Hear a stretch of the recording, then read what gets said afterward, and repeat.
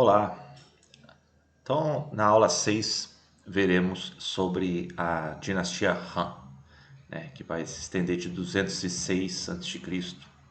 até mais ou menos aí 220 a.C.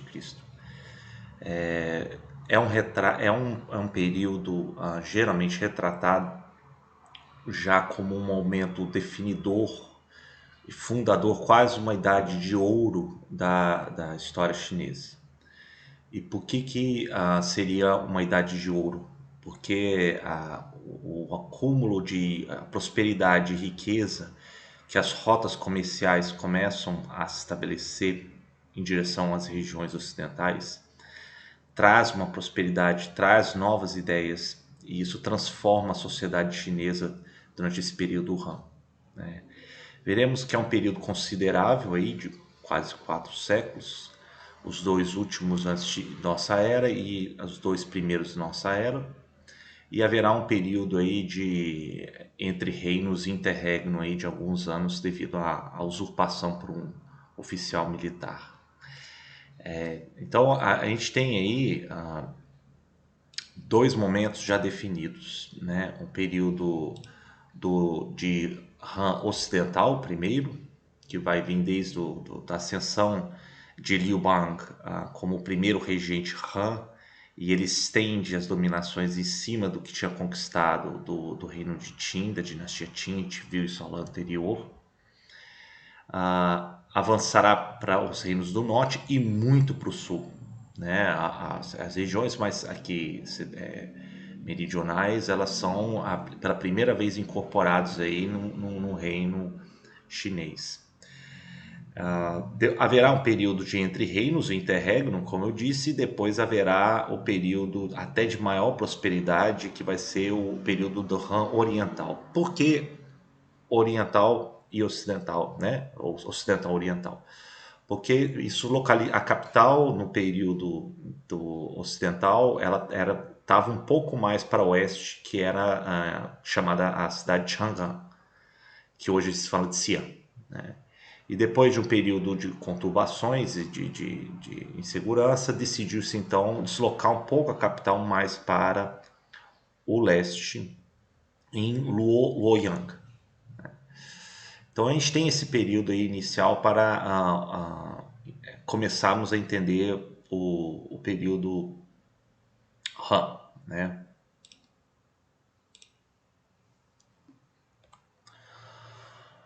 Bom, a primeira figura que vem acende depois do estabelecimento dinástico por Liu Bang, né, ou como depois vai ser referido como Gao Di, né, vai ser um período até de aprendizado, de inovações que vão vir com a ascensão de Wen, ou Wen Di, né, em 180 a.C. Ele procura patrocinar estudiosos dos textos confucianos, né? E inclusive o Wendia, que está retratado sentado com suas consortes, ele tentando se mostrar como um digno filho do céu, que atende aos ritos necessários, cultos ancestrais para estabelecer a ordem entre a humanidade e manter a ordem cósmica. Ele então patrocina uma série de estudiosos para compilar, reunir os clássicos confucianos, né? Então temos aí os 5 grandes clássicos confucianos, né? O Yin, que depois vai ser a base do qual o imperador Wen vai instituir como uma série de exames admissionais para a carreira de um corpo de funcionários, né, imperiais, com base então na meritocracia, né? Então isso vai ser instituído a partir de 190 e pouco antes de Cristo, né? Mas o fato é que foi o imperador Wen que buscou reunir esses clássicos e instituir por vez esses exames imperiais, o que é algo completamente pouco registrado na história da humanidade, ainda mais nos últimos séculos antes de Cristo. E quais eram esses 5 que se estabeleceram quase como um cânone, né, das obras confucianas? Primeiro, você tem a da poesia, que reúne contos, poemas de canções festivas e hinos e homenagens ancestrais e a figuras exemplares. O outro seria o clássico dos documentos, que seria mais questões históricas, documentais, muito referentes às dinastias anteriores, Qin e Zhou, né? Provavelmente aí temos os mais antigos registros históricos justamente nesse clássico dos documentos. Temos os ritos também, né, que descreve a forma correta dos ritos nas cerimônias. O livro das mutações, talvez o mais conhecido, que seria o I Ching, que seria o sistema de adivinhação, um pouco parecido com a geomancia, né? E por fim os anais de primavera e outono, que seriam os registros históricos escritos no estado de Lu, o período no qual o Confúcio viveu. Então, na verdade, esses 5 clássicos e os exames admissionais, eles vão, na verdade, ser a base depois de todos o sistema ideológico, o sistema de montagem burocrática do Estado chinês, né? É importantíssimo isso, porque isso vai permear toda a história chinesa, né? E, claro, tem os dois lados da moeda, né? Você tem um lado do mérito, aberto a todos, né, que possam ter aí estudado esses clássicos, e através de inúmeras fases isso permite com que qualquer um que tenha o estudo, o conhecimento desses clássicos possa ascender a carreira mais alta que é permitido fora da família imperial chinesa. E que era de grande prestígio para o candidato aprovado, não somente para ele, como também para sua família, a sua aldeia e o clã, né? Ele poderia trazer mais recursos, privilegiar mais a administração para a localidade de onde ele veio, né? Agora, existe o outro lado, né? Existe o fato de que, embora aberto a todos, apenas uma restrita parcela da população tinha o tempo, o ócio e o acesso para que a pessoa pudesse estudar por anos, que era dificílimo a entrada desses exames, para entrar nesse corpo de elite de funcionários. E esses funcionários, que depois vulgariza-se como se fala o mandarim, ele na verdade ele é um funcionário que ele vai ser o mecanismo de administração, de fiscalização, de coleta de impostos em todo o Império Chinês. Então ele tinha um poder muito grande.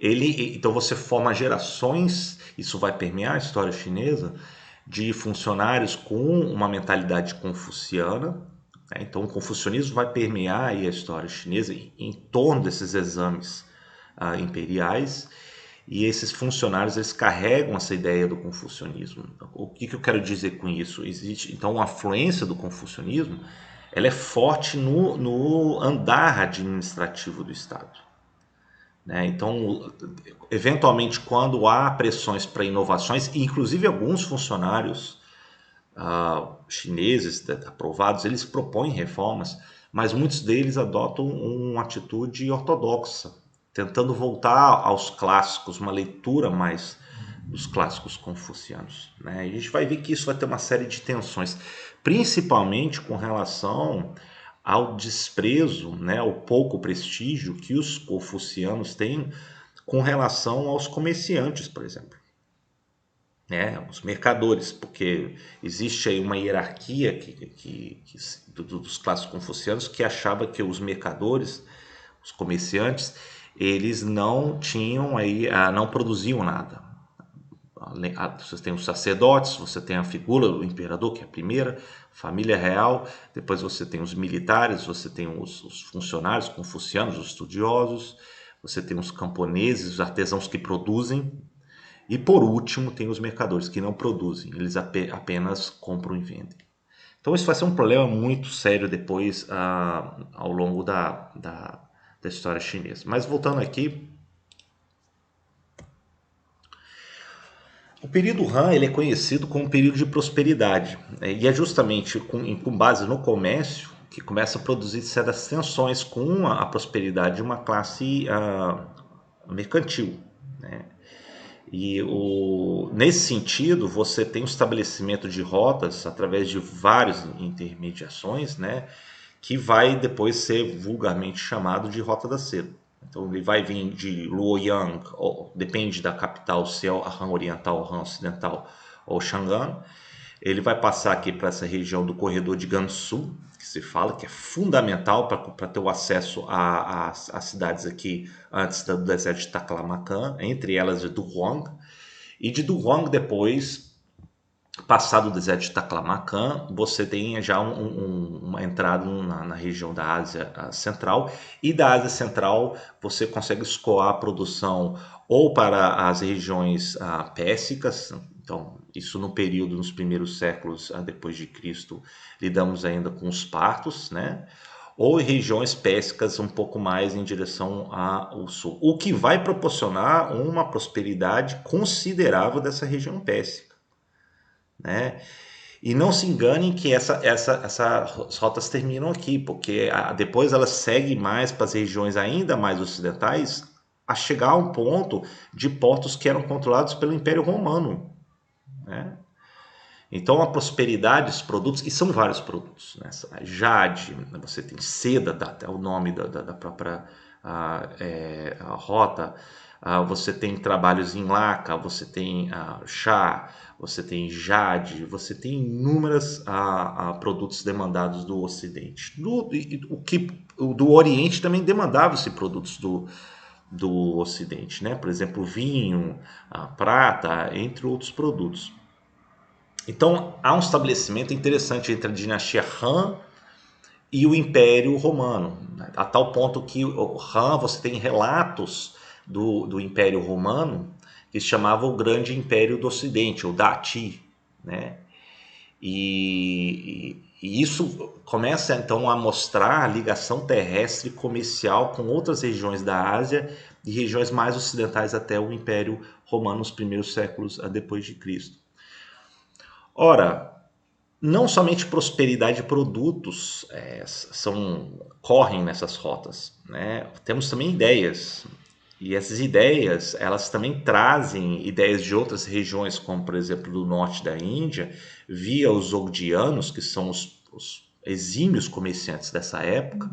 Eles trazem novas ideias aqui das regiões norte da Índia, como o budismo, por exemplo, ou até o zoroastrismo das terras pérsicas, ou até mesmo algumas mensagens do cristianismo que começam a adentrar a região, pela região de Taklamakan e o corredor de Gansu, nas terras chinesas. Então, o fato é que, entre elas, inclusive o judaísmo, né? O fato é que, entre elas, o que vai começar depois a ascender mais nos primeiros séculos depois de Cristo, depois do declínio de Han, vai ser o budismo, né? Então, vai ser pelas rotas comerciais estabelecidas que vão vir os primeiros missionários budistas, né? E o budismo é interessante, porque o budismo, a exemplo de Buda, né, o Siddhartha Gautama, o Shakyamuni, é uma religião, ela é itinerante, ela é pregada caminhando, espalhando a palavra, os ensinamentos. Tanto que as primeiras representações de Buda não era nem pictórica, não era representativo numa figura, eram símbolos. E um dos símbolos eram as pegadas por onde ele caminhava, né? E os ensinamentos também dele.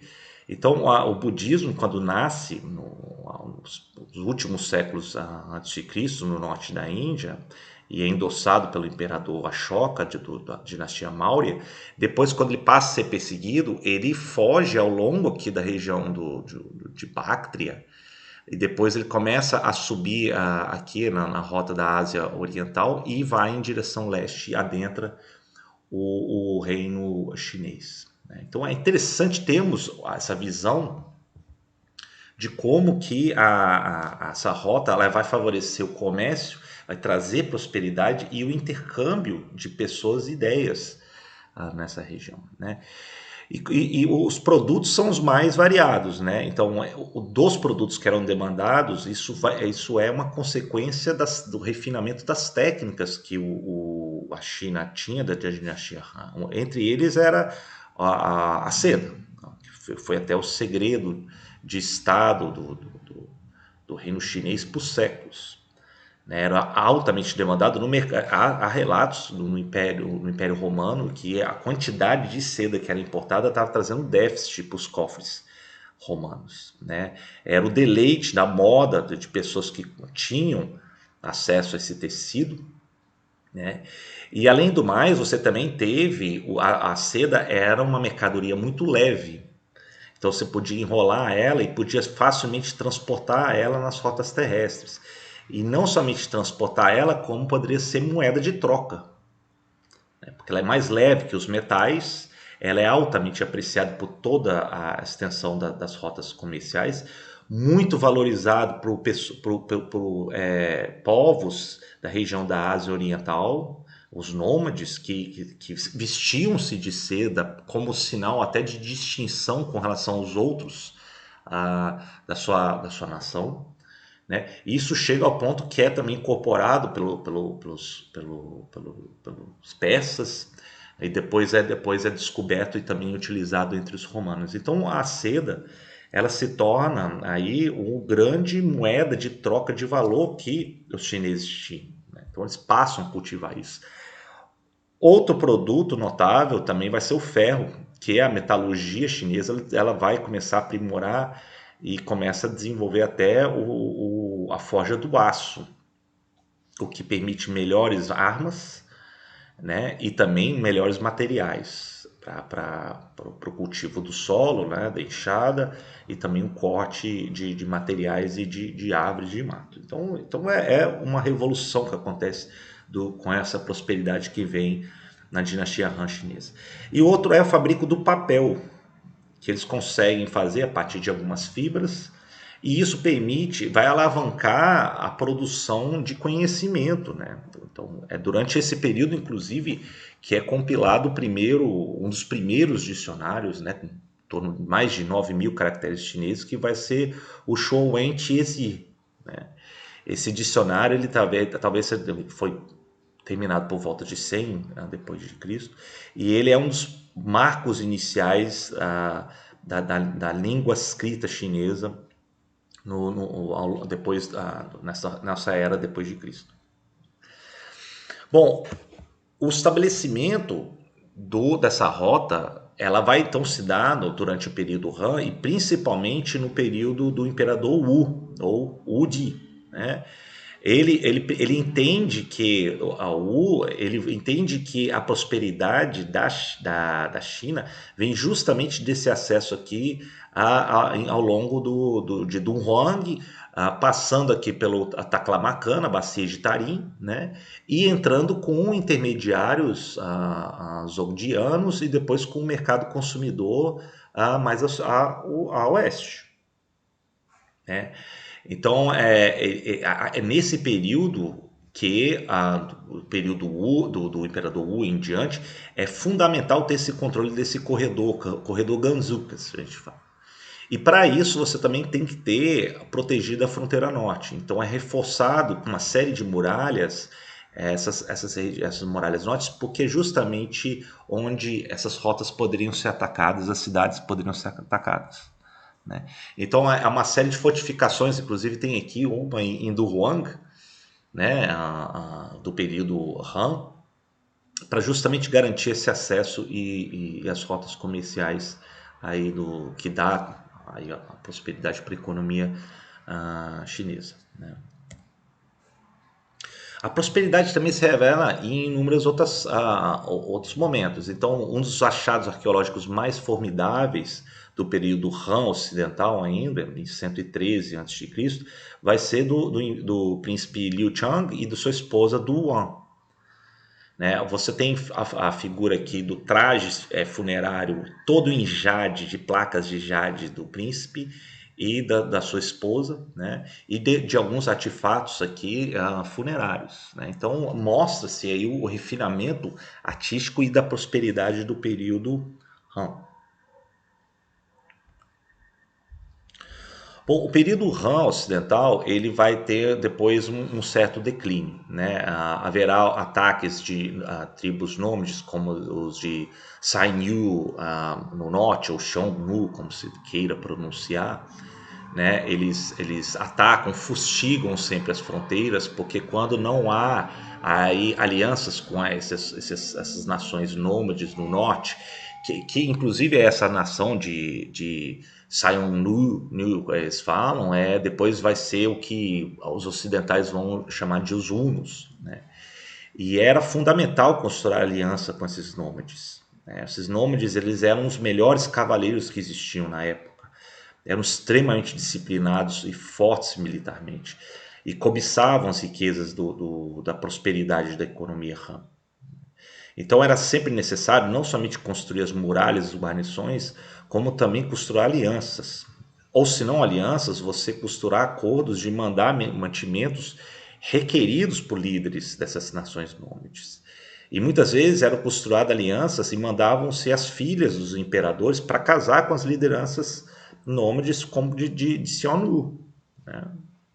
Então, isso tudo vai ser uma tensão permanente na China, né? Dos nômades vão estar sempre à espreita e eles têm a cobiça, eles têm o desejo de ter contato com a corte, ao reino chinês, mas ao mesmo tempo eles também assimilam gradativamente a cultura chinesa estabelecida, nas escritas, nos ritos. Então isso vai ser uma constante ao longo da história chinesa. Bom, eventualmente, por volta de 9 depois de Cristo, o reino de Han oriental, o mais antigo deles, desculpa, o ocidental, o trono vai ter um problema de minoridade, de usurpação do trono, e um dos oficiais militares mais atuantes na corte de Han ocidental vai ser o Wang Mang. E o Wang Mang ele decide então decretar-se imperador, né, Tian, e aí ele inicia uma nova dinastia, a dinastia Wang, mas na verdade ela vai durar apenas enquanto ele vive, e aí ele chega a morrer em 25 ou 23 depois de Cristo. E quando ele morre, a linhagem real anterior a ele, que ele usurpou, volta novamente e decide estabelecer uma capital um pouco mais para o leste, em Luoyang. Então Chang'an eles não deixa de ser a capital, e Luoyang começa a virar a capital do período dinástico que vai ser conhecido como Han Oriental. E aí quem começa essa nova fase oriental vai ser Guanggu, né, que está retratado aí à direita. Bom, a sociedade Han oriental, ela vai apresentar algumas novidades, estabelecimentos também decorrentes da sua renovada prosperidade. Então vai ser nesse período Han oriental que começamos a ter acesso, por exemplo, tanto nas câmeras funerárias como registro de cenas cotidianas da sociedade. Isso inclui artesãos, agricultores, né? Inúmeras cerâmicas e monumentos de pedra começam a indicar o cotidiano dessa população, né? Isso tudo é uma consequência da prosperidade e a urbanização que dá lugar aí tem lugar na dinastia Han Oriental.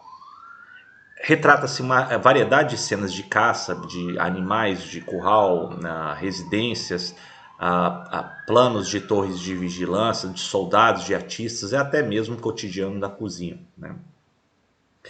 E por trás dessa, por exemplo, da proliferação de bens funerários, você tem registros de mudanças no plano ideológico e religioso, né? Existe crenças já de uma ordem celeste evolutiva, né? Isso é interessante como depois o budismo vai entrar e aproveitar-se desses conceitos e evolutivos, né? Dessa crença. Outras crenças vão sustentar que a alma ela vai eventualmente ser convocada em templos como o famosíssimo Monte Wutai ou Wutai-chan, para depois adentrar numa ordem celestial. uma cosmologia que vai ser elaborada envolvendo os 5 elementos cósmicos e os princípios do Yin Yang, né? Tudo isso com as prescrições taoístas para a imortalidade, isso tudo se desenvolve durante essa época, né?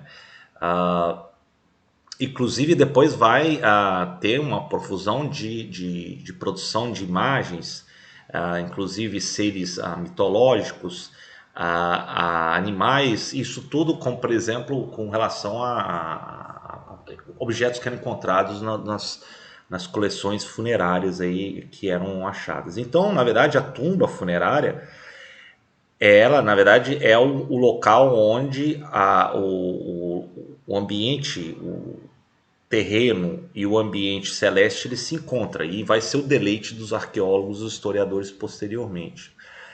Esses túmulos, na verdade, eles eram providos de tudo que poderia ter após a morte, né, para o falecido. A gente viu isso também até no mausoléu de Tihuanti, né? Você tem, por exemplo, grandes túmulos funerários que você tinha quase que casas inteiras, habitações inteiras na preparação para além-vida, né? Então, alimentos, banquetes, questões do lazer, retratados e também todas as provisões para isso. Você teve, por exemplo, representações de cerâmica, que seria uma espécie de substituição do que ele representa, que é o conceito que os chineses falam que é Ming-Chi. Então, se você tinha necessidade de um cavalo ou você tinha necessidade de um servo, um funcionário, você retratava ele numa forma de escultura e você enterrava isso no túmulo. Assim como, por exemplo, foi demonstrado grandiosamente no túmulo de Tiwanaku, né?